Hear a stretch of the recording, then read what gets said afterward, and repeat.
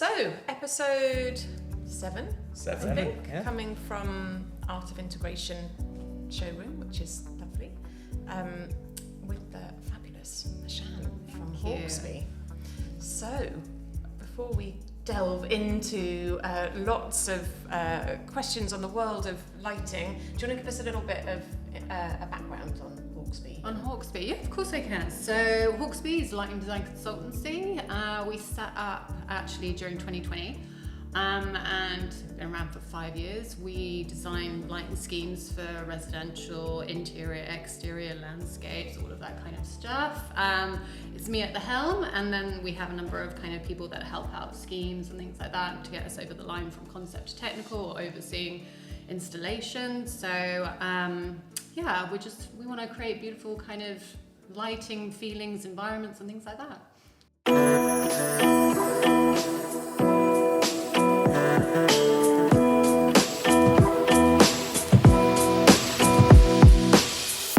Fabulous. Yeah. So, I mean, you and I know each other very well, have known each other for a number of years, and I think obviously we've discussed the importance of lighting on more than one occasion. Yeah. So, and from my perspective, lighting is fundamental to any design. But why, for everybody else, what is it about lighting that is so important in a scheme? Why does it matter so much? Why does it matter so much? I think, well, there's a collaborative approach. We've talked about it a million times because it goes hand in hand with that built environment, with external environments, whatever it may be. And it's about creating, atmosphere, right feelings, you've got this health and well-being element. It's just about creating, an atmosphere that is welcoming, that is, healthy, that you want to be in, and that's the importance of it, and working with these specialist people that you're collaborating together to create something for the client that is, above and beyond. So that's why I feel it's important. And I think, there's this element of narrative behind what we do as well. Like, there's a meaning, and it's not just, okay, what do we put where? It's about kind of the why behind it as well. And I think everybody kind of thinks about that, or at least I think everybody thinks about it like that. They should, yeah, exactly. So it's a feeling, it's human experience. That's what you're trying to create, is something memorable, something beautiful, something warming, that people want to be in. And it's that emotional response. I mean, I talk to clients all the time about rooms you walk into that just make you feel, they make you feel comfortable. Yeah. Or rooms that don't. And I think so much of that is about the lighting. Yeah, I think that, there's obviously the emotional human response, and then there's also the value that you're adding to, the project itself, whether that's monetary wise, whether it's well-being, whether it's, that emotional connection that you get. I mean, you've walked into so many properties that may have had, millions spent on them, but with rubbish lighting, you're devaluing that kind of experience completely. So I do think that's kind of... It's probably quite an interesting one from your point of view, Jason. Yeah, how you think it adds value. Lighting can... adding value is an interesting one, because I think that's probably it's probably in the moment for when you're buying a house. If taking away from what you do, if the sunlight is bright on the day, the house is perceived as being brighter, so you can actually mimic that with lighting. A lot of the work that I might do might be in the winter, certainly might be in the dark, so getting that lighting, the mood right, can actually really help the vibe as to whether somebody wants to buy a house or not. And there is an expectation of, being able to control the lighting to how you want it. I'm interested in which room you perceive as being sort of the most important for getting the lighting right. And is it the kitchen? Is it the sitting room, or even the bedroom? Where is no sniggers required?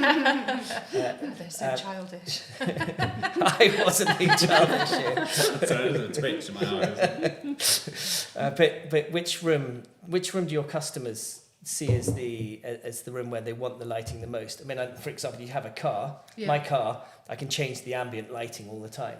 My girlfriend's car, she's got, on her sunroof, it's got disco lighting. It's not really... Because everybody needs that, yeah. Yeah, Okay, it's a thing, yeah. Yeah. But yeah, in the house, I should imagine probably the kitchen's the most important place, because you can...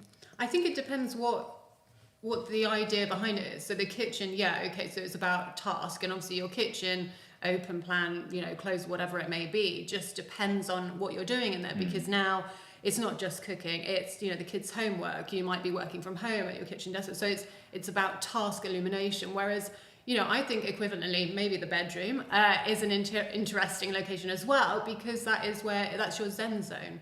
So actually, you know, considering how the lighting feels and how it's controlled and the kind of temperature is really important in there. If we're going down that, you know, that's more your kind of, maybe your health and well-being kind of element. But do you think, expanding on that, do you think temperature in lighting can affect temperature in an individual? Do you think if you have warm lighting, you feel warmer? Do you think there's a psychological advantage in that? Absolutely, yeah. There's a good example of this. I think as I mentioned, I was in Japan the other couple of weeks ago, and I went into a James Turrell exhibition, like a kind of sculptural space, and it's some of his elements. Basically, you walk in and you feel like you're outside. You feel like you're outside in a sunny day, and you do actually feel like you feel the warmth, and you're like, oh, this is nice, but it's all artificial. There is an element to it. Is there an eco-saving opportunity here? Yeah, absolutely, yeah. So people could turn their temperatures down in the houses, but warm the lighting up, and you psychologically feel warmer. Yeah, there is an element of that. You can do that, yeah. So you could have, you know, again, you've got elements such as, you don't have to have a static colour temperature. You can have dim to warm. You can have tunable white. There are options that you can, you know, it can almost like sixth sense lighting, do you know what I mean, kind of thing. You can link it to your, you know, the way that you feel, the way you want to feel, so that through your control system and things like that. Yeah, I go to David Lloyd quite a lot, and it's got a big spa. This is down in Farnham, and I guess that probably in some of the steam rooms they've got different colours depending on the smells. Yeah. So I'm guessing that, you know, the lighting does affect your mood within those. Yeah, I mean, it's a bit like interiors as well. So like, you know, there are some hospital waiting rooms that are painted in like a sage green, and I think that makes you more calm than if it was painted in like a purple or something like that. You know, so I think they call it chromotherapy kind of thing, where the colours kind of make you feel a certain way, and I think that links to lighting as well. And also the impact of lighting on colour. Yeah. Because different lighting, completely whether it's natural lighting or you know, ambient lighting, whatever it is, impacts the colour. Yeah. So understanding how that's going to work as well. That must affect you as well, James, though, doesn't it? I mean, taking that to the next level, you can have some foliage, which is in the garden, which can be very ordinary, but you put some nice lighting in it, and you can effectively make that into a glorious bloom. I think outside, I'm completely sold on the importance of good, tasteful and appropriate lighting for making outdoor spaces, especially in the winter months, something which you can still enjoy from the indoors by looking outwards. Yeah. In terms of light itself in the garden, we do definitely think about how in shadier spaces where it's darker, you're absolutely thinking about different textures of leaf and different colours of plants will be better. So for example, you might well put lighter or yellower coloured foliage in a shadier spot, which immediately brightens it up. Whilst you can also then, if you have a darker green, it then shrinks it back down. So it definitely is something to consider. Do you both have any thoughts on, I know there's a bit of a move to outside and lighting and the environmental impact on actually keeping our outside spaces unlit for wildlife and nature. I mean, it's become quite trendy, I think, recently, that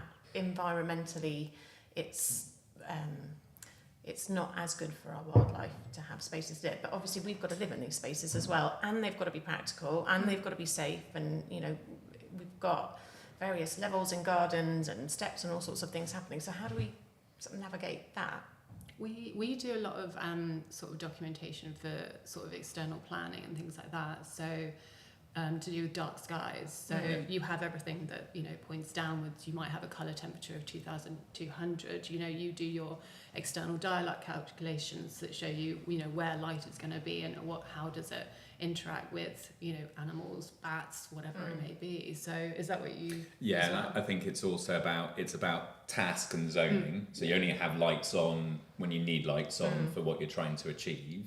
And if it's about an outdoor space which you're using in the evening, you might then have specific lights which you control on and off for that particular moment, but that you don't just have lit up like Gatwick 24/7.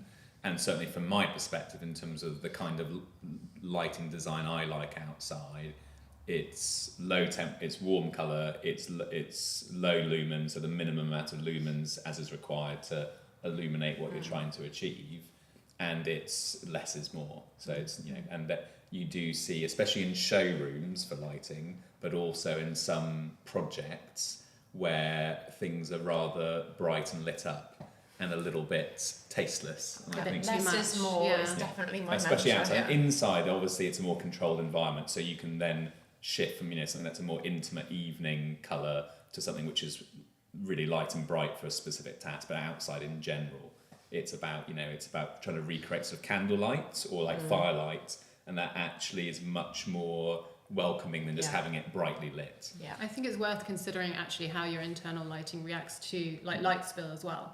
So we'll include elements like, you know, automated interesting. blind systems, you know, blackout blinds and things like that, because the amount of light spill or, you know, kind of that could affect that kind of, you know, perimeter environment of your garden is also important to consider. I hadn't thought of that. Yeah. So coming back to your question, because you asked me a while ago, how does it affect the prices of properties? And I've not had time to think about it, having put a diversion in place. I genuinely think that it does, because it, you know, like we said, if you view it in the day and it's bright and sunny, then it's lovely, you know, and it can look better. I very recently, like last weekend, saw a house in bright sunshine, and then we went back to see it again later on in the evening, and it was cloudy and darker, but the lights were on. And in actual fact, my clients preferred it. Because the lights were on, the lighting, it was very ordinary lighting. It wasn't your level of lighting. It was very ordinary lighting, but the bulbs were a nice colour. You know, they weren't harsh. It wasn't harsh bulbs. They were quite nice, and so it felt warm. So you get that emotional response, Yeah. which is your And they had selling my client sat down on the strategy. sofa, and he just said, "I feel really calm in here," and I think that sold the whole place to him. Just that ability to just go, you know, and that came from the mood created by the lighting.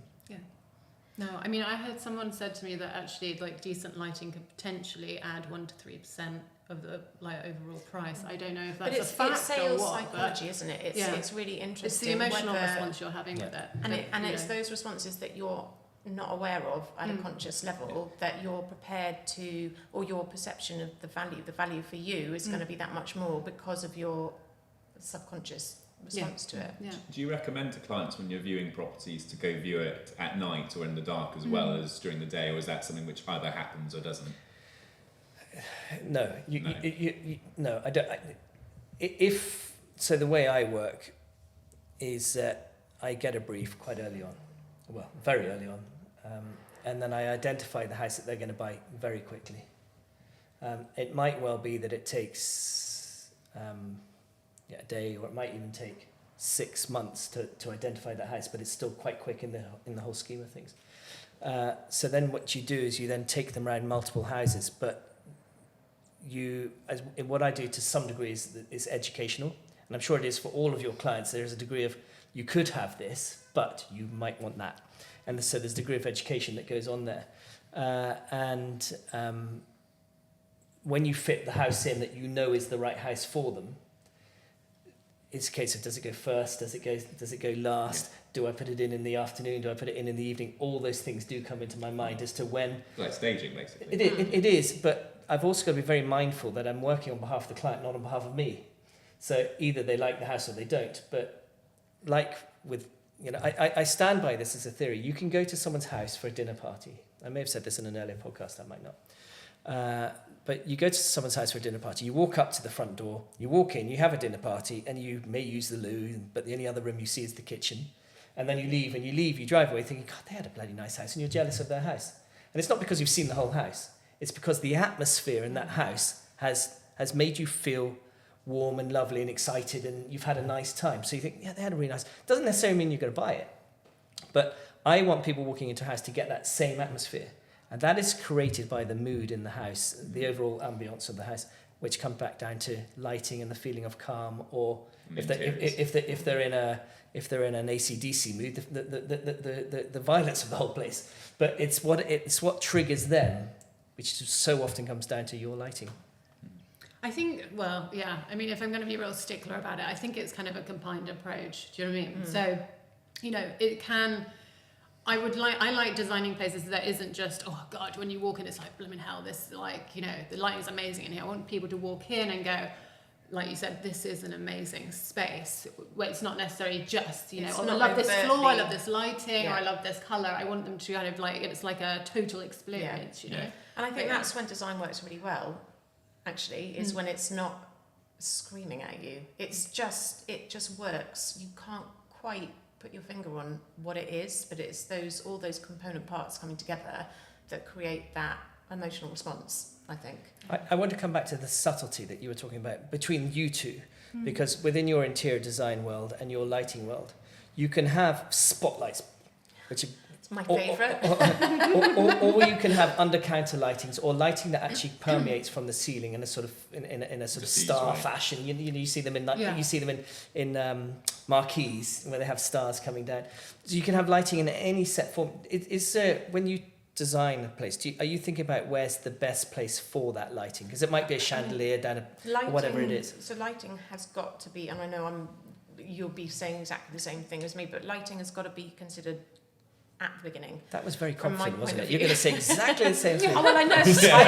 We may have had this discussion before. So it all goes back to clients bringing in the consultants at the right time. So they should bring the interior designer in before planning, if that's an option, and the same with the lighting designer, and we need to be working really closely together because there's so much overlap. I can't design without understanding some of the lighting details and the concept. And again, similarly, well, what's the general arrangement for furniture? Where's the kitchen going? What are we doing with glazing?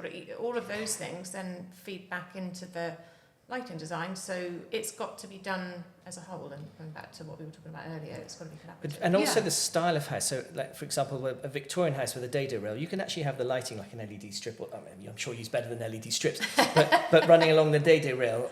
Or if it's contemporary with large glass front, you can actually nowadays, I think you can anyway, light it so that it just comes down the glass. You know how when you press a button, you can black out the glass. Private, Yeah. That's private light, yeah. And Yeah. we're doing something like that in a balustrade. Like we have a glass balustrade, and we're literally just illuminating up from the base of the glass balustrade. It looks amazing. So it's just the glass, it gets it. And Just the glass. Obviously, when you're looking directly through, you don't see it, but it's around the perimeter you get this glow, and it's just, it's amazing. And these kind of things, like being brought on earlier, means that you have the ability to create something from kind of as early on as possible. You can put these shadow gaps in, you can put these amazing glass balustrades in, you can put low level this, you can put whatever. You have the ability to do it. If you're brought on 2 weeks before first fix, you're a little bit kind of, restricted in what you can and can't do. And the whole idea about getting us involved is like so that the client is really excited about what we can achieve for them. Yeah. so if you had all the money in the world, the biggest budget, Yes. and you describe to me what would your ideal lighting be? I get it, that'd be different for Victorian and contemporary and all the rest of it. But if you had all the money in the world and you could design from the ground up, what would be your best lighting? I think this sounds like, and I don't want to write myself out of a job, but I like simplicity. Do you know what I mean? I like theatre. So a single spotlight that illuminates, your your magnificent coffee table. I love that theatrical element. I'd love, I like. Would you have it like my thing there, just following you around the room? Exactly. Spotlight. This is it. Do you know what I mean? So this is it. But and also the idea of automation.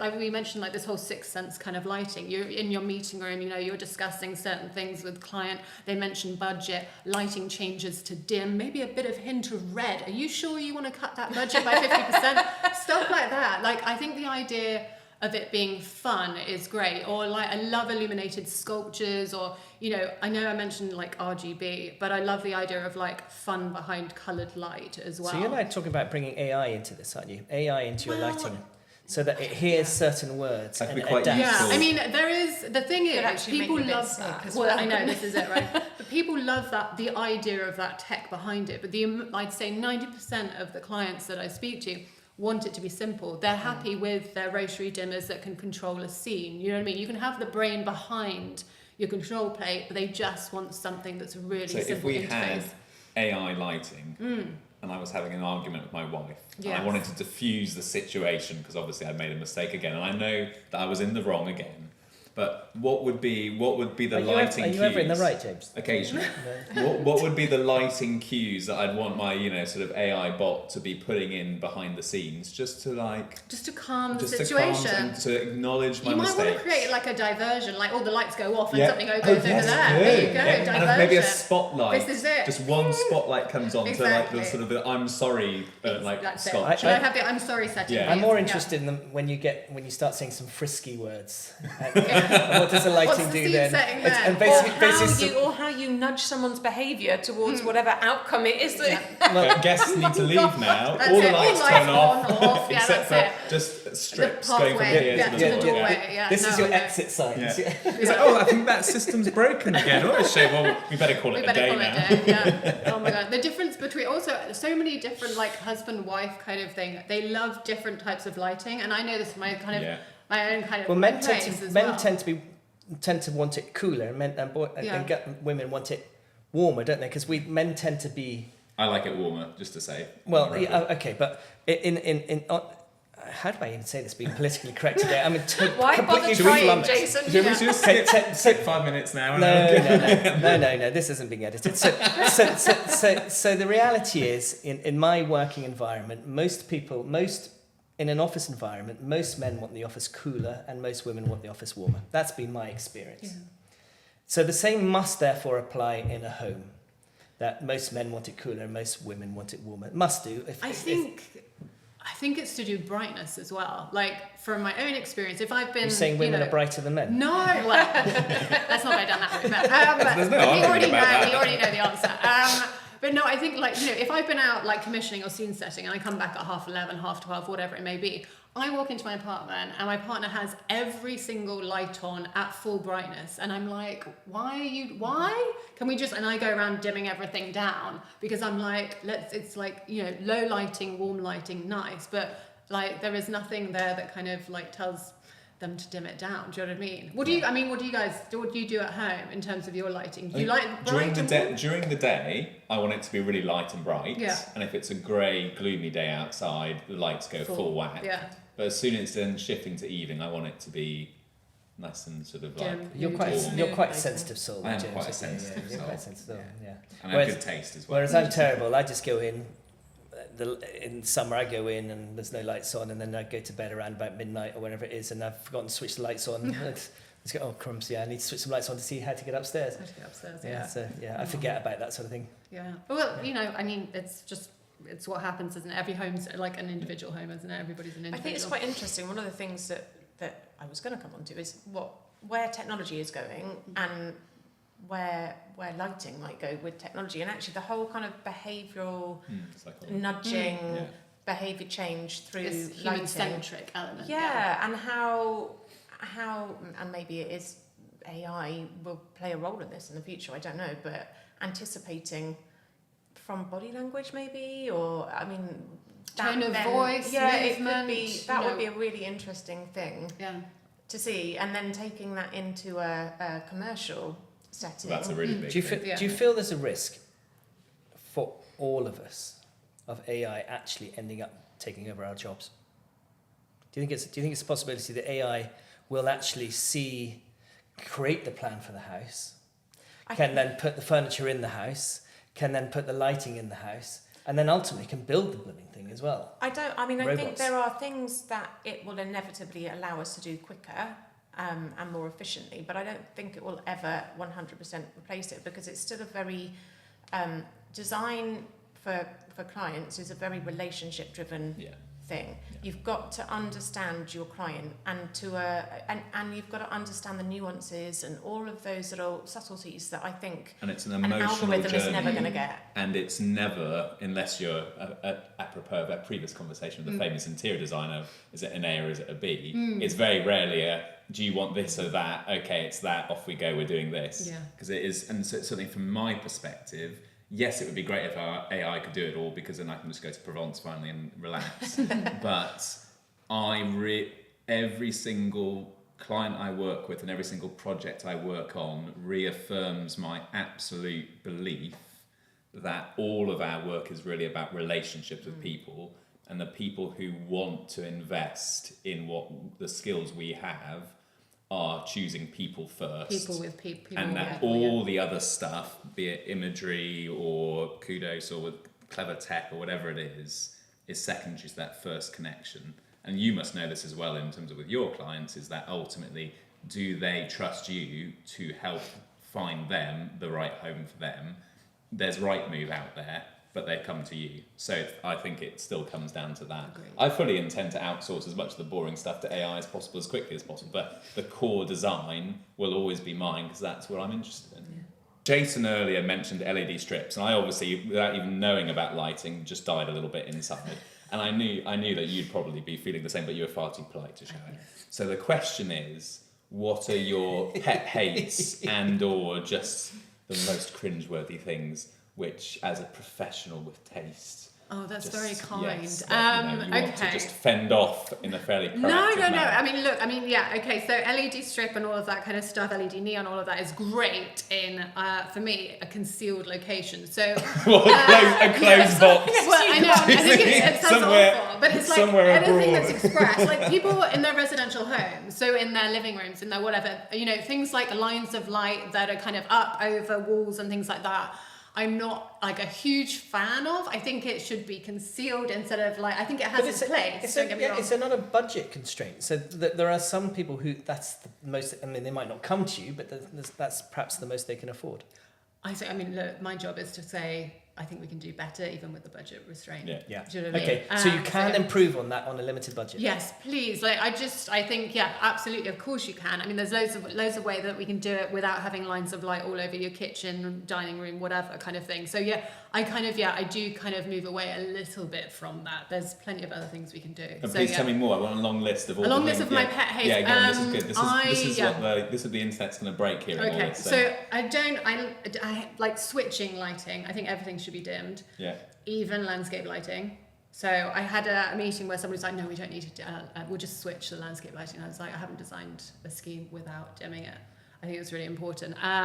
So I like plastered in downlights if we have downlights at all. So I don't anything like any big bulky bezels. I like kind of, those kind of things really drive me mad. Also, people not like any old stuff like compact fluorescents, that kind of just get rid of them for God's sakes. Do you know what I mean? What's a compact fluorescent? It's a big, ugly kind of, those old lamps. I have still seen them that kind of, that wind around, and it's like an E27 that you put into your decorative lighting. It's horrible, and it's actually really unhealthy.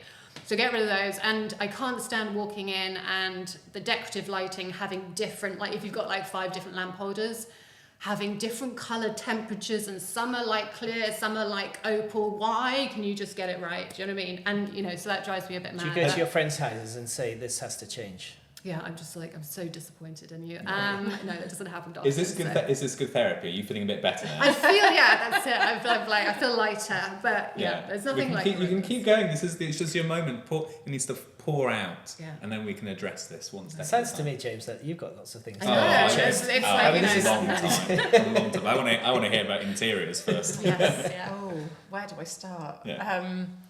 Downlights have definitely, I know we shared that. Just grids of downlighting is a big no-no.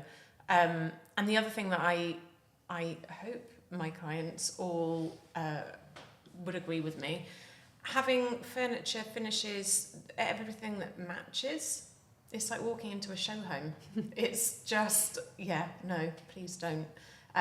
Things that work together and complement each other in a mix of finishes, colours, prints, textures, rather than going monochrome. Yeah, and just monopalette. furniture that we have to have, the same dining chair and bar stool and the sofa and the armchairs and all the wood finishes have to be, matching. They've all got to be matching. For me, that is not well considered. And what about for houses? Because I suppose in some ways, if the client loves it and they're happy there, then that's great. But are there some houses where you're like, this house fills me with dread, you shouldn't be buying it even if you want to buy it? I think, ultimately it's client's decision, but location. Yeah. There's a reason that's hung around as a saying. You want to really, it's lovely as having a nice river nearby, it sounds. You want to be avoiding those today. I think I'd avoid anywhere with rivers there. I think I would be avoiding anything these days that, unless they particularly want a project. Building costs have gone through the roof. You know this. So I think I'd be avoiding where they see a house that needs a lot of work doing to it. I don't mind for a client if they want to extend the house, but if they want to just... discrete project, yeah. And they can live in it and then... But I think probably one of my biggest impartments of knowledge that I have to people, is that such a phrase? Imparting my knowledge is that we've moved into, again, I might have said this before, we've moved into what I term as the Amazon generation, whereby people want their house now. You know, they want to order it on Prime and for it to be delivered tomorrow. Yeah. And by that I mean they don't actually want me to find them the house tomorrow. What they want is the perfect house tomorrow. Yeah. And there isn't such a thing. Every house has a compromise. You can't buy the perfect house. Even if you have a house designed by you three, in 6 months' time there will be things in that design which they think, I wish I'd done it differently. Right? Through the design process, Yeah. there are compromises. Yeah, always. exactly. And therefore, people who move into the house and start demolishing it on day one, I think are crazy. I think enjoy the house that you've bought, unless the house actually really genuinely needs it. Just enjoy the house, live in it for 6 months, 2 years, and then establish, actually, my needs aren't quite what I thought they were. Or if you've got children, my children have grown up a little bit, so in fact, I'm no longer thinking about the playroom. I'm now thinking about the Xbox room. Yeah. You know, that sort of thing actually, and it's... When we went through the phase of having everything massively open plan, we knocked down every wall inside a house, and they're now starting to be put back up again. If they had done that, and then 6 months ago, and then in a year's time they had to put all the walls back up again, it was craziness. So enjoy a house first for a while, and then get the lighting designer in and make it better, or the interior designer in and make it better. By all means, get the furniture, get the lighting, but don't smash it up in the first 6 months is what I'd say. And it annoys me when people do that, because I think they're actually costing themselves money when we've gone to a great effort to get them the right house in the first place. Very boring answer. Right? But it was, we're all left thinking, aren't we? Fundamentally, that's about everything you said there was about you considering what was in the client's best interests in the long term. Yeah, and well, you've triggered another thought in me. The other thing that gets me. Oh, here we go. Yeah. I'm on one now. Okay. Yeah. And I'm trying to keep it to just houses, or the list is huge. So the other thing that gets me is when any buyer, and I'm talking from my days in agency and as well as my days as a buying agent, considers the value of the house today over and above it being the right house. In other words, they will fuss over the last 50 quid. When, in fact, they're buying the most expensive purchase of their entire lives, personally. Then, of course, and in terms of business deals, they might do much bigger business. They might do a 5 billion deal buying a company, but in terms of buying their house, it's probably one of the biggest personal purchases that they'll make. And they worry about, what is the price of it today? Am I overpaying by 50 quid? Are the sellers trying to get too much money for the sellers? Why? Yeah. Because in 20 years' time, when you come to sell that house, you probably don't even remember what you paid for it. It's what's far more important is that you get the right house, and there are very few right houses. There's lots of houses, and again, if you're buying a house in Chelsea, there might be 100 houses that look all the same, but each one of those has got a slightly different outlook. Each one of them's got slightly different layout, so they're not all the same. And when you find otherwise, you'd buy every one of them without caring, but you don't. You turn some away to buy the right one. So if you're really, what's really important is you buy the right house. And yes, you pay the right money for it, but it's not the nth degree. If you had to pay over the top by 1%, so what? In 20 years' time, that 1% in order to buy the house, in 20 years' time, you're not going to care that you paid 1% too much for it, because you'll have made all the profit in 20 years' time. I suppose what you're saying is that really it's about changing the mindset of, instead of it being about controlling something perfectly and being a perfectionist or being in control of a situation, it's enjoy being a human being somewhere where you're happy. Well, it's your home, it's your nest. Yeah. And the value of the home should be how it makes you feel over and above the cash you pay for it. I do get it that you don't want to spend 5% more than it's worth, because that 5% in 10 years' time incrementally could cost you an awful lot of money. I understand. Or get you a great garden. Well, yeah, exactly. But I understand that. But the reality is, if you do have to pay a little bit more for the perfect house, just do it. You don't want to do it, but just do it, because it's funny. How many people, right? And this is one of my big pet peeves, right? I'm on one now, right? You've got me started. But how many people drive to get petrol or diesel? I drive an electric car, so I don't anymore. But how many people who go for petrol or diesel just go into the petrol station and buy it? They don't look at the prices. They just fill up the tank and just go for it. I've always been one of those people that will go that little bit further for the petrol that's 10 pence cheaper. Yeah, I do. Yeah. But then she'll crash her car and write it off, and then that's £50,000 gone. But she did get the cheaper petrol. But the point is, we all in our heads, we somehow or other we value certain things differently. So petrol, they just disproportionately. So we'll just drive past the cheapest petrol, or we could have gone to Tesco's and Waitrose are next door to each other, and you buy a pack of Weetabix in Tesco's and it's £3, and in Tesco's it's whatever, the price is very, but we just do it for convenience. But when it comes to your house, you have to be sharp on the button. Why? What's more important is actually getting the right house. And for you guys, I'm quite sure it's the same, that if you say, look, this is the lighting I'd recommend for you, and this is the lighting that you can have, which you've just said you don't give a binary decision anyway, but if you were to do that, when they go for the one that they don't have, I bet you almost want to say, don't bother then. Because what's the point in having all my experience, all my efforts, everything I can offer you, for you to then just do it yourself, or just go for a lesser option? Might as well just not bothered. In lighting, what are the lesser options in terms of where, because obviously you can go for different quality of finishes, and you can increase the scope or decrease the scope in terms of managing budget. But what are, from your perspective, given your experience, what are some of those cliff drop moments where you go from something that's going to be really good and where actually it then becomes a compromise that fundamentally undermines the whole process? And where you're prepared to walk away from it and just go, oh, blimey, okay, yeah. Oh, yeah. This is Machan's moment. No, I know, my gosh. I think, of course. A lot of the time we're hardly even given budgets at the beginning because nobody's even thought about lighting, which I hope will eventually change. So you're kind of, left to design a scheme with your best intentions in mind, with the best, well-engineered, technical, performing kind of product. And then you look at kind of two elements, whether it's the product that needs to be reevaluated or it's the design that needs to be reevaluated.